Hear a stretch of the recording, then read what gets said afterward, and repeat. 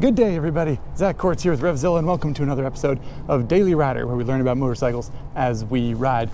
Our guest this time around, the Harley-Davidson Low Rider S. So the Low Rider name has been in the Harley lexicon for many decades, but in its latest iteration, it is a Softail chassis powered by 114 cubic inches of America for about $18,000. It's a full-size helping of Americana, and we are going to see how it does on the Daily Ride. Buckle up.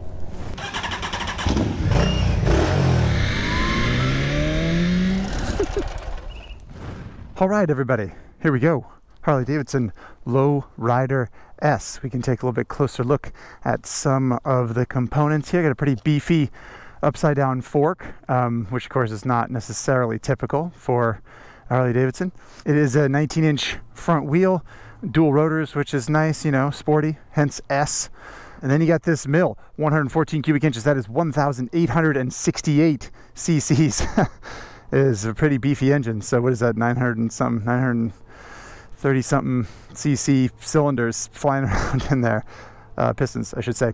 So yeah, this is a Milwaukee 8 engine, which of course is precision oil cooled. So this is oil cooler here that has ducting around the combustion chamber in the head for what they call sort of precision cooling. Not the first time anyone's done that, but a little bit different than a typical old style air oil cooled bike, which would have you know, just the oil from the crankcase being cooled. And yeah, 114 cubic inch engine as opposed to the 107, which is in the standard lowrider. Shotgun exhaust, very typical Harley stuff in the Softail chassis, of course, which so right under the seat here there's a shock, and this swing arm line is meant to line up with this frame line here, so it sort of looks, has a sort of like a hardtail kind of look, but it has a swinging arm, as they say, and a single shock under there, which of course is different from the old Low Rider S that came out in 2016, or really any other sort of Dyna-based bike which had twin shocks. So there you have it, a little rundown of the old Low Rider S, and we can fire it up. I kind of like the sound of the starter motor, actually. Very industrial, sort of agricultural, but I don't know, I kind of like it. It's unique, if nothing else. And then this old school logo, which is kind of new. I think the old bike just had the sort of bar and shield. I like this like throwback to the 70s lowrider situation there with the big font on the tank. All right, I think we're ready. Can you guess what I'm going to say about passenger accommodations? Whatever, we'll get to that. All right, let's get our lowrider on.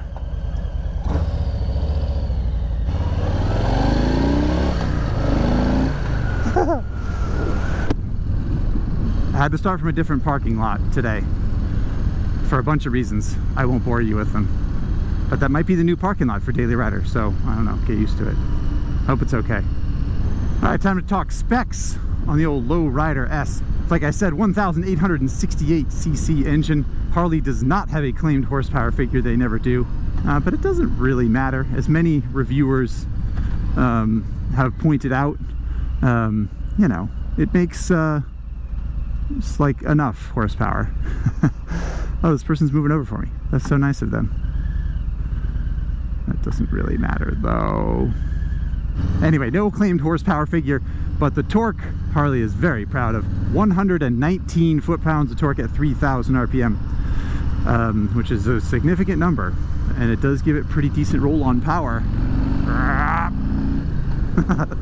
Moving on though, 679 pounds is the claimed operational weight, which also is a pretty big number. And sticking with the big numbers, it is a 5-gallon fuel tank.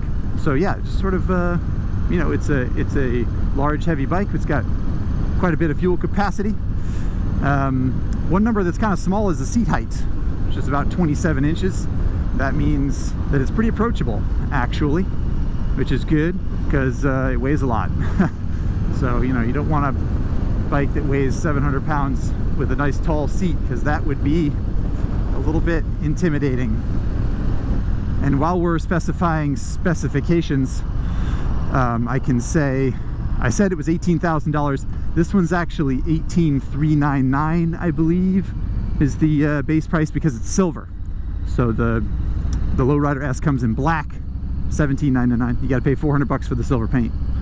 I'm not sure why that is, but Harley does take their paint very seriously. So, you know, I suppose if they're going to charge a premium, then that is their prerogative. All right, about to jump onto the freeway here. Normally I've talked about riding position already. I'm behind schedule. I do apologize.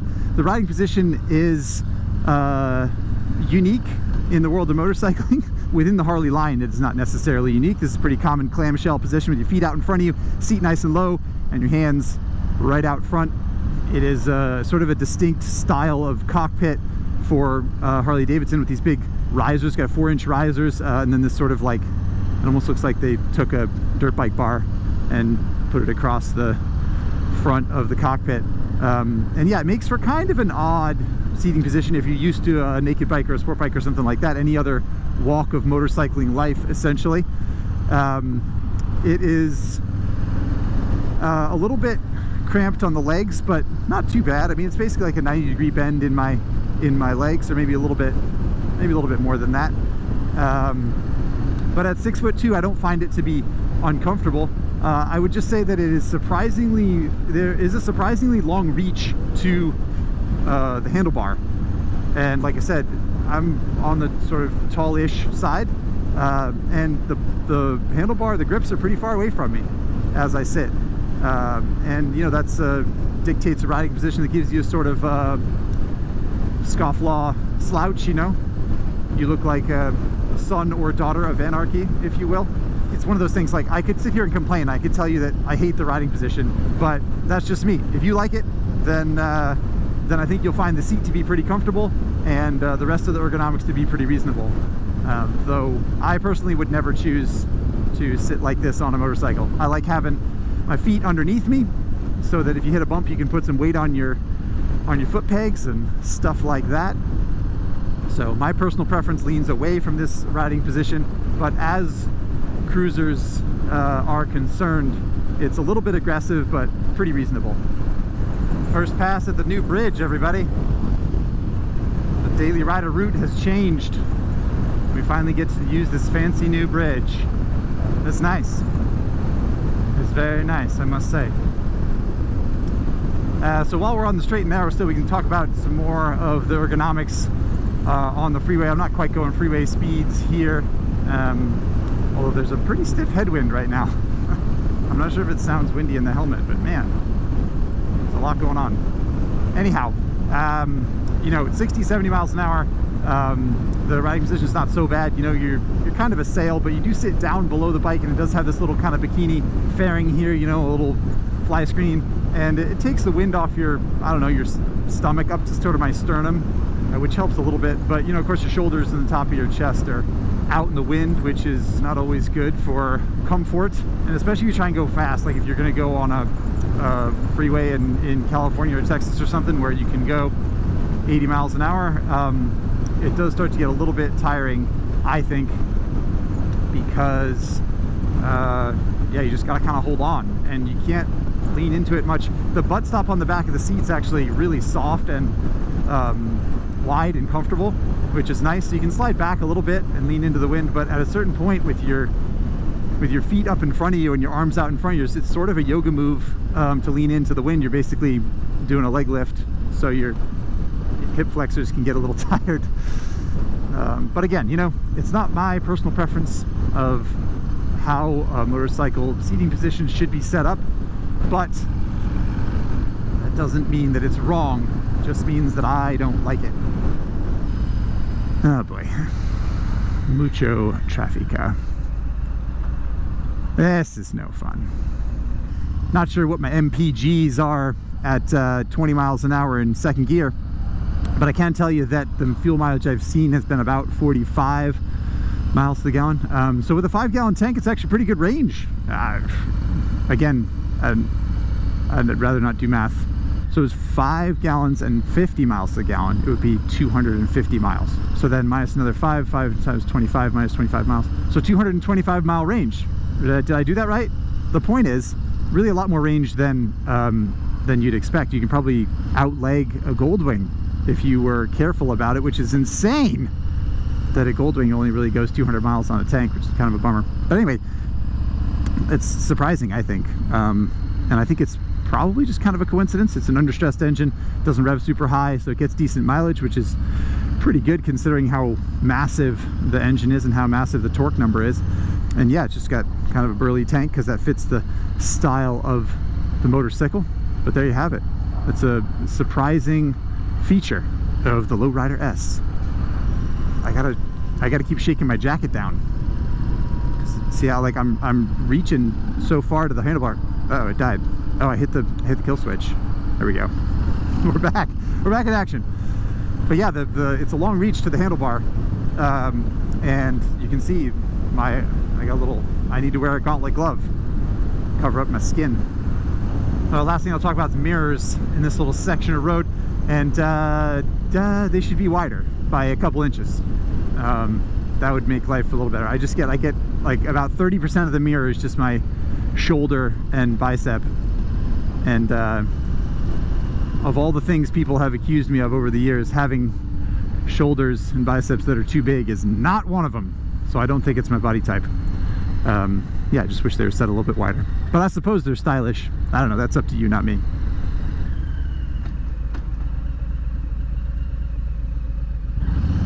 Ooh. First foot of the stop went quite well. Interesting, wouldn't have expected that. The clutch feel is decent. The throttle response is a little abrupt, I find. I feel like they tuned this bike, this engine in this bike to be kind of snappy, you know, so that when you like punch it, it lurches forward and feels sporty. And yeah, I find it a little bit like on-off to be a little herky-jerky sometimes. You do get used to it to a certain extent. But yeah, it's just one note I have. But all the rest of the balance of the chassis is decent for what it is. The brakes are good, and yeah, the clutch is communicative. It's easy enough to ride around. Yep, dragging stuff. Another thing that's surprisingly nice as we cruise through a neighborhood here that I should mention about the Lowrider S is that it's not very loud. It's pretty quiet. I say that's nice because I think even if you love Harley-Davidsons, or I don't know, maybe if you love them, you just love the sound no matter how loud. But I think we've all experienced the ear-splitting Harley-Davidson exhaust and how kind of unnecessary that is, if we're honest. Same goes for sport bikes for that matter. Every time you see a Gixxer 600 with a friggin' straight pipe, and I'm like, I'm eating lunch here, man. I don't need to hear 12,000 RPM of your Gixxer. Anyway, the point is, Harley pipes on the aftermarket in sort of in the wild are often very loud, too loud in my opinion, but the stock pipe's pretty quiet. In fact, despite the fact that I just complained so sort of loudly about loud Harley pipes, I would say if this was my bike, I'd want a little bit more kick from the exhaust, just like barely though, maybe like 5%, just a little bit more snap. Makes a nice sound. It's just a little muted, you know. And that's a kind of a theme in general with this powertrain. I think it's just a little bit muted when I compare it to a like a Sportster 1200 engine or something, you know. I think I would lean toward a Sportster because it is a true air-cooled, you know, pushrod 45-degree V-twin. Like it's the classic iteration of the Harley engine, and this one is nice. It's more refined, but it also is a little bit, yeah, muted, a little bit softer in a way that I don't think I necessarily would want my Harley-Davidson personally to be. This is where we usually talk about passenger accommodations, but we're not going to do that with the Lowrider S, of course. Lowrider rides alone. If you pick someone up at a bar, they can take an Uber back to your place. No riding on the fender. All right, we're into the twisty stuff now. This is where the S in Lowrider S comes in. Oh, hey, got a Panigale. Yeah, the bike's actually pretty good at this stuff. And it is, you know, every time anyone who is not completely Harley-centric reviews a Harley, there's always these caveats, right? Like, the brakes are pretty good for a Harley. It handles well for a Harley. And I don't want to do that because I feel like the bike should be judged among all of its peers in motorcycling, not just among its family members. And in the world of motorcycling, it is not terribly light or agile, and the pegs do scrape when you lean over.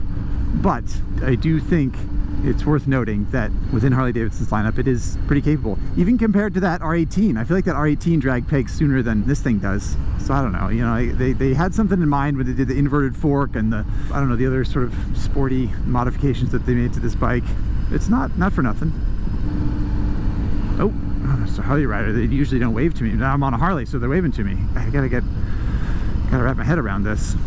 Anyway, to sort of summarize, I would never head for a twisty section of road just to strafe through corners in this thing. You know, it doesn't have that kind of prowess. But as opposed to some cruisers, actually on this bike, when I see a twisty off-ramp onto the highway, or like a, I don't know, a little snake of curves, I get kind of excited because it is kind of ready to tackle them. And it has a 180 section rear tire and a 110 section front. It's not absurdly fat, the tire, so like, you know, yeah, it moves around pretty nicely for a Harley. I can't help it. Oh, that is a tiny horse. I was gonna make a joke about how that dog was as big as a horse, but it was actually a tiny horse. How about that? Here we go, little rider. Punch it.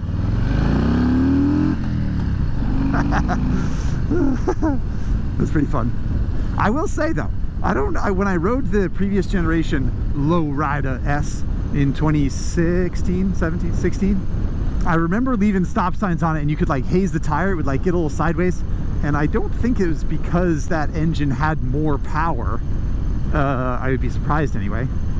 But probably just because the chassis was a little more raw. It was like twin shock setup and there's probably less travel, and it was just like, I don't know, yeah, a little bit more raw and less refined. And I have a feeling that just the overall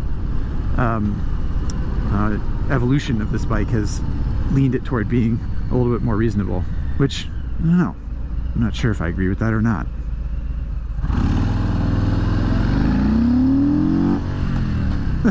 That is an abrupt rev limiter. I mean, it definitely gets up and moves, which I suppose it ought to for a 2000cc engine. Fine, 1900. Fine, 1868. Whatever. We got a yellow light. We can talk about brakes. Have a couple downshifts. ABS is standard on the Low Rider. I believe on the whole Softail line except for... Come on, Zach, you did your research.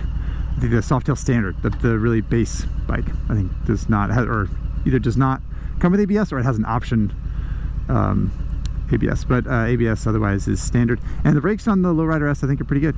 They, you know, it's 700 pounds of bike to stop, plus your body weight. So it's a lot of mass to bring to a halt. And it's a 110 section front tire, so it's smallish. But considering that, I think the brakes are pretty sharp. They feel good. I've never really liked Harley levers while we're on the subject. They're just the big chonky, kind of like Tonka toy leathers and the thick grips. But you know, that's just me. Okay, now we can talk about the dash. So here it is. Very simple. There's a little button up here. You can cycle through the many things right here. So you got trip A, trip B, that's range, so saying 186 miles of range. Yes, pretty decent. It is noon o'clock whilst I'm working.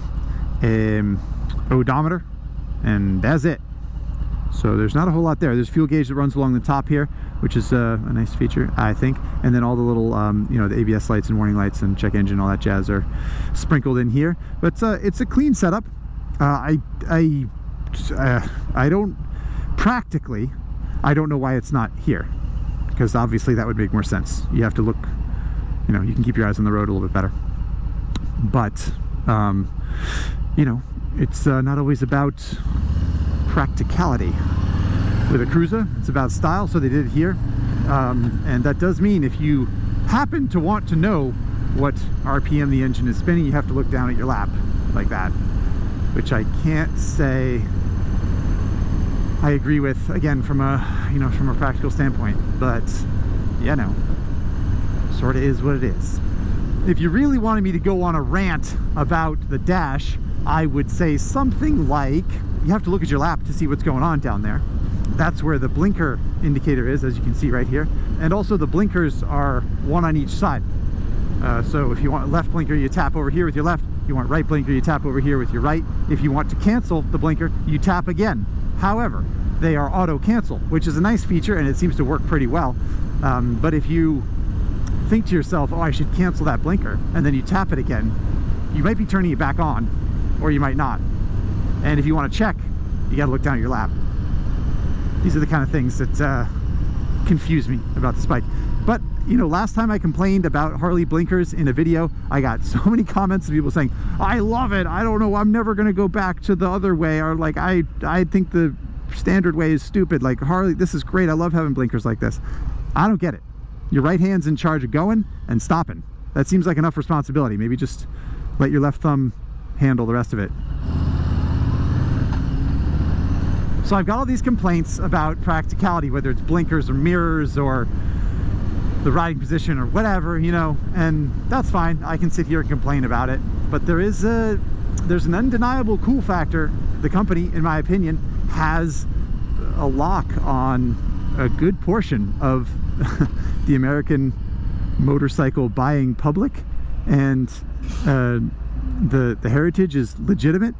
This tank font is a throwback to the 1977 model, which was continued on and off for 40 years.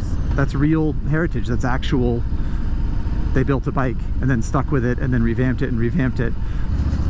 So I suppose you could say that the Softail version of this bike's gotten soft in middle age or something, which I guess I would argue. But I appreciate that it has the styling cues back to the 70s original version of this bike. Now some of you will say, well, with the R18 you thought that that the R5 from the 30s didn't count, and like, how come those styling cues don't count and this heritage does count? I guess I feel like because the lowrider was the lowrider in 1977. There's another wobbly Davidson right there.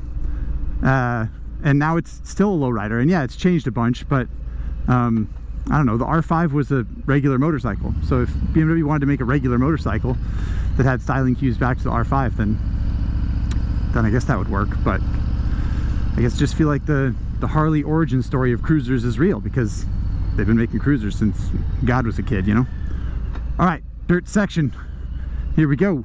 Ugh. Touched a little bit of metal already. Harley-Davidson Lowrider S off-road test. Found out it doesn't have traction control. No traction control, everybody.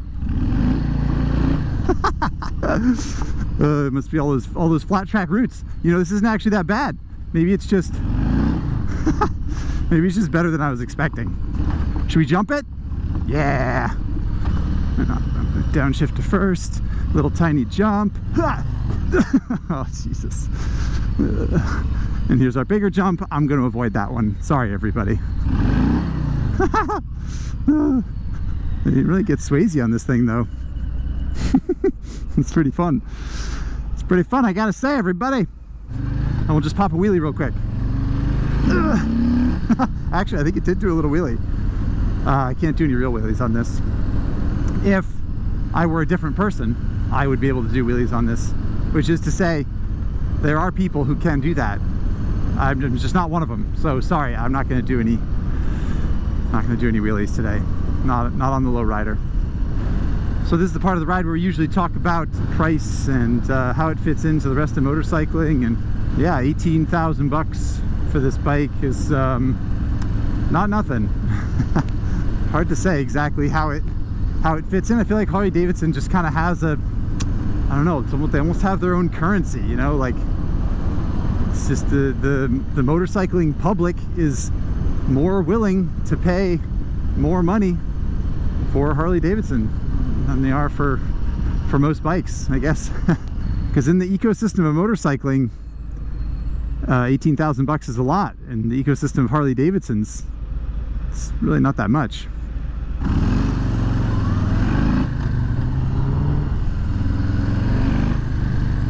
All right, everybody, bear with me.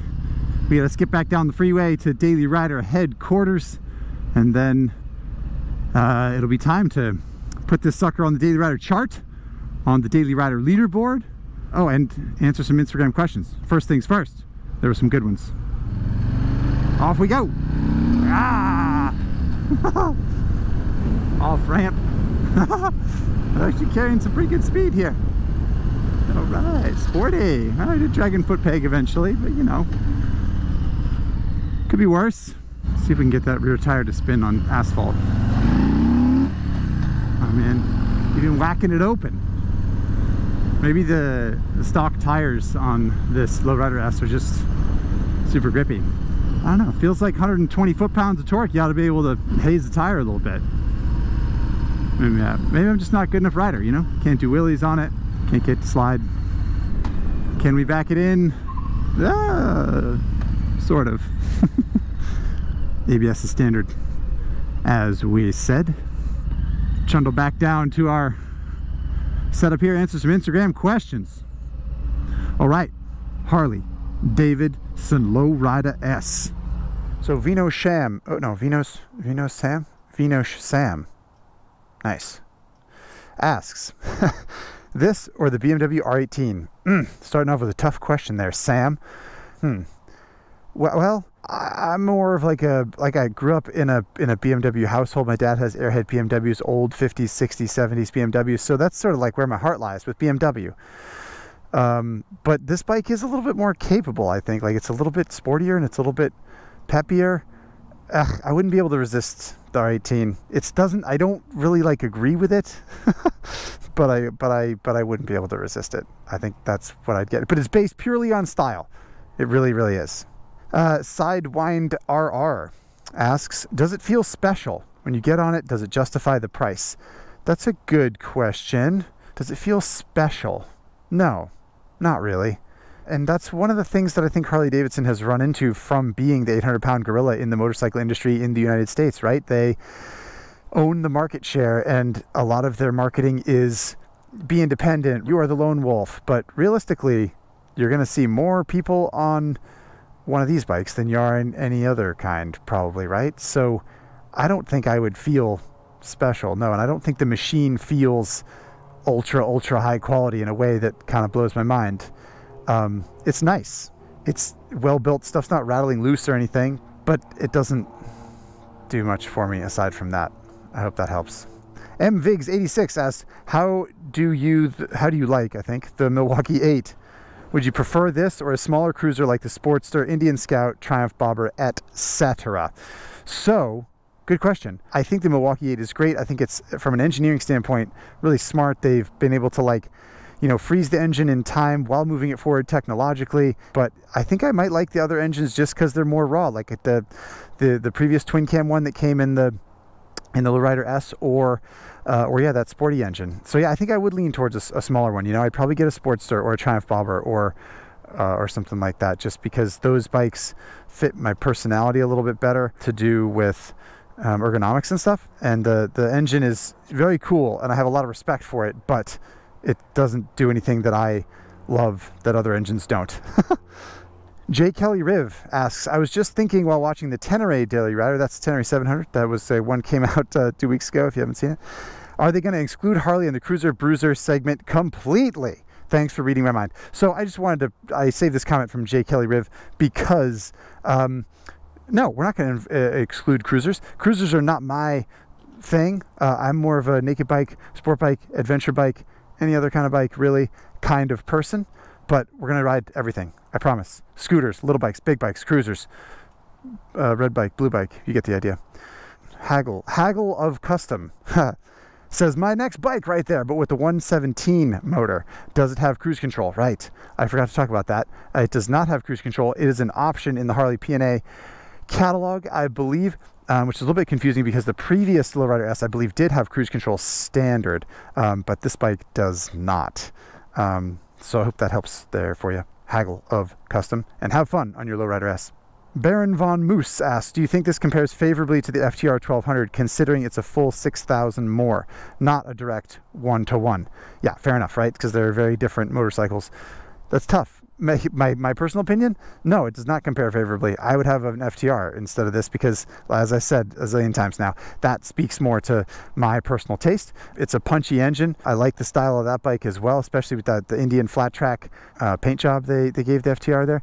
But, you know, from an Americana standpoint, I do just feel like Harley-Davidson does have a kind of a leg up on Indian from the continuous production and from all that history that they're leaning on, that Indian realistically now Polaris is only sort of drawing from. So that's food for thought, I suppose. Angelo Trianta says, does it shake and rattle? ABS brakes? How do you like the feet forward riding position? So we covered most of that stuff. We covered ABS and we covered the feet forward riding position. I would prefer you know, the foot pegs to be a little bit farther back. But I saved this because he asked, does it shake and rattle? And I feel like that's a good question because it does. I don't know if Angelo Trianta wants it to shake and rattle, but I think it shakes and rattles appropriately, if that makes sense. I feel like it shakes and rattles in a way that it should. In fact, I could do with a little bit more rattle. The same amount of shake, but a little more rattle, which I think is what you get from the air-cooled bikes, just a little bit more of a din from the engine, which I kind of appreciate. So hope that helps, Angelo. Okay, those are Instagram questions. Thank you so much for watching. Really appreciate it. We're going to hop on this hog and go back to the Daily Rider headquarters, Daily Rider cave as it is, and put this sucker on the chart and on the leaderboard. Bear with me. Okay, everybody, here we go back at DRHQ with the Daily Rider chart and leaderboard, and we got to talk about that Low Rider S. So first, Harley-Davidson, that means black pin for the first time, and I think it might be all of our colors actually. We still got purple, which will be Indian or Husqvarna, I don't know, some bike we haven't done yet. So expensive and cheap. As 18 grand or 18.4, right? Because it had to have that fancy silver paint. Not a particularly cheap motorcycle. It's right in line with this guy here. That is the Honda Africa Twin 1100 Adventure Sports, as a reminder. R18 is over here. R18 is 20,000, something like that. So it's a little bit less than that. And then as far as cool versus dorky, I think that the Low Rider S is arguably not the coolest Harley. I'm not really into this sort of West Coast arm stretchy kind of riding position. All that is to say, pretty cool bike, pretty expensive. I'm gonna put it right about here, right next to the Africa Twin. A little bit cooler. We still got some room for Harley-Davidson to slide up the cool scale there with another bike, but now we got it up there. We got to mark it on the chart. Harley-Davidson Low Rider S. Someone send me a new pen, for God's sake. Now time to rank it on the leaderboard. Harley-Davidson Low Rider S. So as a reminder, versus 650 at the top, we got adventure bikes here, naked bikes here, my Supermoto here, vintage RZ350, BMW's R18, which does not go through corners, and Dave the Gixxer, which does not have mirrors or front-facing blinkers or any safety features whatsoever. The most pertinent comparison surely is the R18, and I think the Low Rider S outperforms that. So is it better than an RZ350 or my vintage KTM Supermoto? Low seat height, but it's heavy and not that great. It's definitely worse than these naked bikes and whatnot, so I do think it's better than an R18. I think it performs better as a machine. It's a little bit more agile, turns a little bit better, that kind of thing. So there you have it. Harley-Davidson Low Rider S on the Daily Rider leaderboard. Thanks for joining for this ride. As usual, I hope you learned a thing or two. I hope you had some fun, and I'll see you next time on Daily Rider. Jesus. Oh, he saw his friend. I want to play. That's such a lame horn, man.